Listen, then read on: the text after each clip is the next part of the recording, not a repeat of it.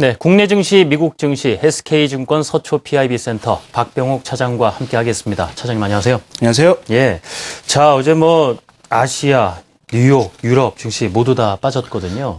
물론 일본 중앙은행이 회의를 두고 그 실망감 때문이다라는 얘기도 있긴 한데 지금 분위기 전체적으로 보면은 출구 전략을 어느 정도 받아들이려고 하는 이런 느낌도 있지 않나 싶은데요. 어떻게 그렇습니다. 보십니까? 예. 전체적으로 본다면 글쎄요, 빨간색을 보인 나라가 없을 만큼 예. 대부분 다 이제 파란색을 보면서 빠졌는데요.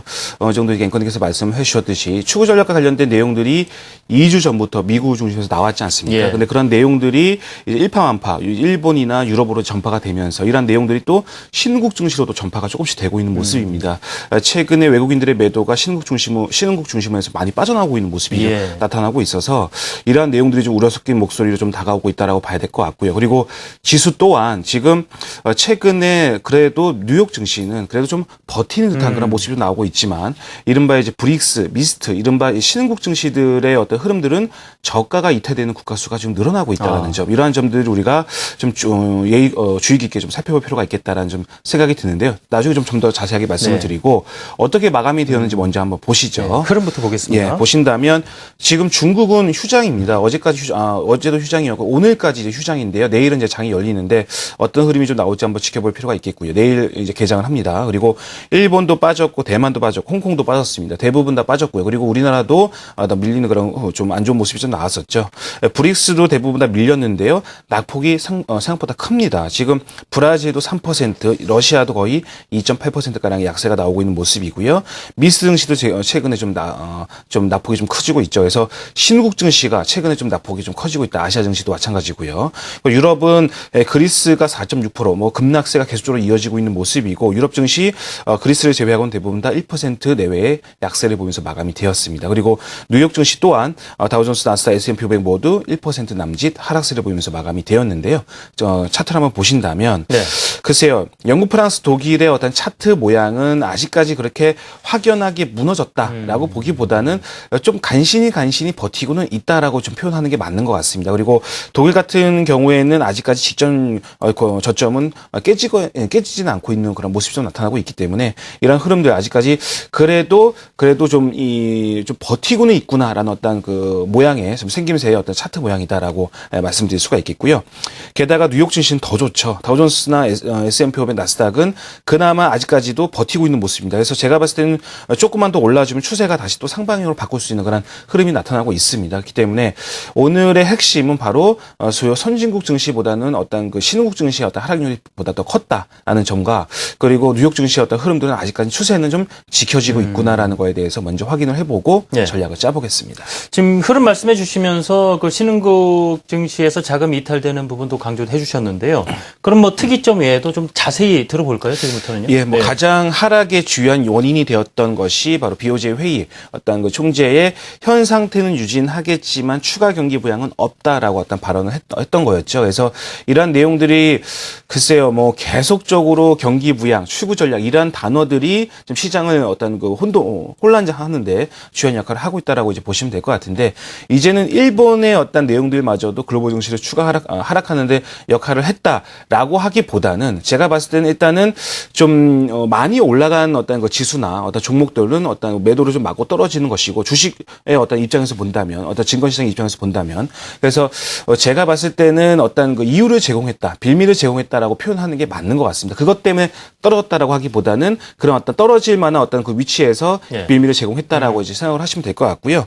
전체적으로 본다면 이러한 내용들 속에서 지금 엔저가 이제 주춤거리고 있습니다. 지금 95엔대까지 좀 내려오고 있는 모습이죠. 그리고 달러는 상대적으로 또 약세를 보이고 있는 모습이다. 그래서 이러한 내용들이 우리가 좀 특이점을 좀 꼽아봐야 될 것 같고 그리고 두 번째로는 앞서 이제 말씀을 드렸듯이 신흥국 증시가 지금 너무 많이 빠집니다. 지금 이러한 내용들이 우리나라 입장에서 본다면 그렇게 썩 좋은 것만은 아니다라고 표현을 해볼 수가 있겠는데요.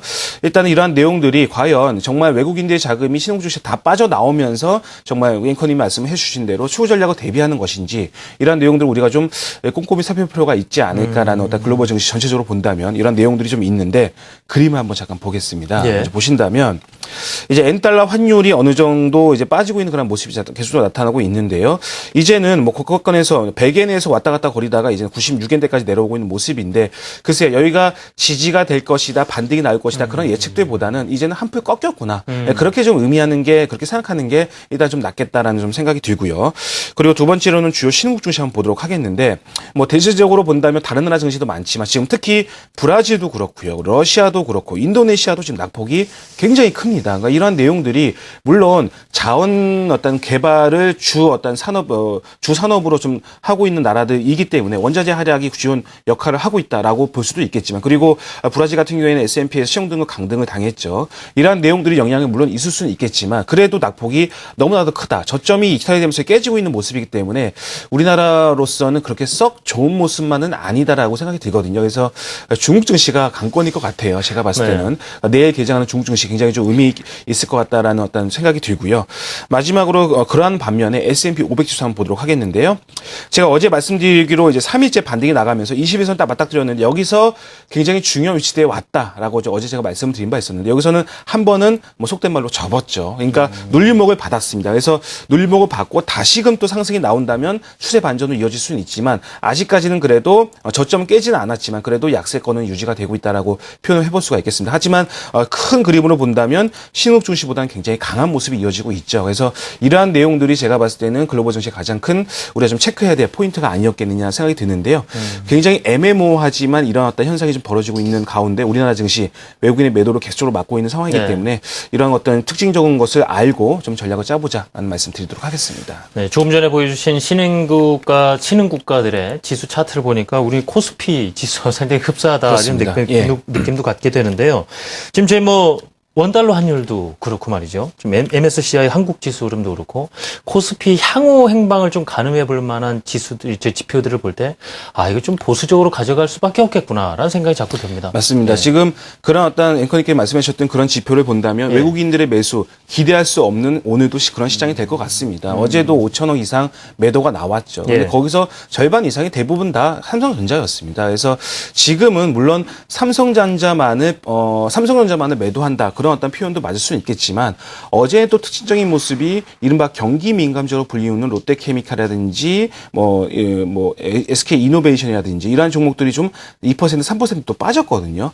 그래서 이런 내용들이 전체적으로 본다면은 삼성전자만 IT만 이제는 조금 너무나 낙관적이었던 어떤 투자 의견이 좀 수정된 보수적으로 좀 바뀌는 거 아니겠냐 생각할 수는 있겠지만 게다가 경기 민감주마저 빠지는 그런 흐름이 나오기 때문에 글쎄요 오늘도 좀 암울한 시장이 되지 않을까라는 생각이 드는데 어쨌든 지금 야간 선물은 0.6% 빠졌고 MSCI 한국 지수는 1.3% 정도 또 빠졌습니다. 그래서 이런 내용들을 보았을 때 그러니까 100% 맞는 얘기는 아니겠지만 MSCI 한국 지수를 고려를 해봤을 때 우리나라 1900선 오늘 이탈 글쎄요 뭐 어떻게 본다면 삼성전자가 추가적으로 여기서 만약 137만 원이라는 가격대가 만약 밀리게 된다면 또 밀릴 가능성이 있는데 또 지지가 될 수 있을 가능성이 높고요. 그래서 1900선의 어떤 안착 여부 뭐 안착이 아니라 어떤 그 지지 여부 이런 것도 한번 오늘 어떤 관전 포인트로서 한번 삼아보는 게 어떨까라는 좀 말씀을 드리도록 하겠고 어제도 이제 말씀을 드렸지만 내일이죠. 이제 만기일 금통위. 그러니까 지금은 호재가 될 만한 속된 말로 건떡지. 그러니까 모멘텀이 될 만한 것이 없다라는 것이 가장 큰 단점이거든요. 근데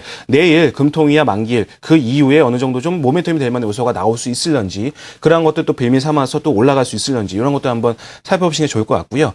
지금은 야구로 비유하자면 지금 투수가 골프공을 던지고 있습니다. 근데 가끔 가다 보면 투수가 수박만한 어떤 축구공을 던질 때가 가끔 있거든요. 크게 보일 때가 있다는 말씀이죠? 그렇습니다. 그래서 지금은 어제도 제가 말씀을 드렸고 지난주도 말씀을 드렸지만 1000주 살 거 500주 사는 그런 시장이면 틀림이 없다라는 생각이 들거든요. 그래서 오늘도 제가 봤을 때는 썩 그렇게 좋은 시장은 아닐 것 같다는 생각이 드는데 종목별로 물론 다르겠지만 그래도 오늘 좀 보수적인 투자 전략 오늘도 유지하자라는 말씀을 드리면서 간단히 그림 한번 잠깐 보겠습니다. 삼성전자 잠깐 보도록 하겠는데요. 삼성전자 오늘 만약에 직전 저점이라 할 수 있는 어떤 137만 원 정도의 가격대가 만약에 이탈이 된다면 지수 1900선 위협이 있을 것 같다라는 좀 개인적인 판단이 있고요. 그리고 두 번째는 MSCI 한국 지수 한번 보도록 하겠는데 본다면은 그냥 수치상으로 보았을 때 지금 1900선까지 내려오고 있는 모습입니다. 코스피로 환산을 한다면 그래서 일단은 오늘 글쎄요 시장이 어떻게 변할지는 모르겠지만 어떤 삼성전자의 흐름 그리고 1900선의 이탈 여부 이런 것도 한번 관전포인트로 삼아보시는 게 좋겠다라는 말씀 드리도록 하겠습니다. 자, 공이 크게 보일 때까지 그러니까 지금의 리스크 잘 피해 가보자라는 말씀입니다. SK증권 서초피아비센터 박병욱 차장의 말씀 들어봤습니다. 잘 들었습니다. 그렇습니다.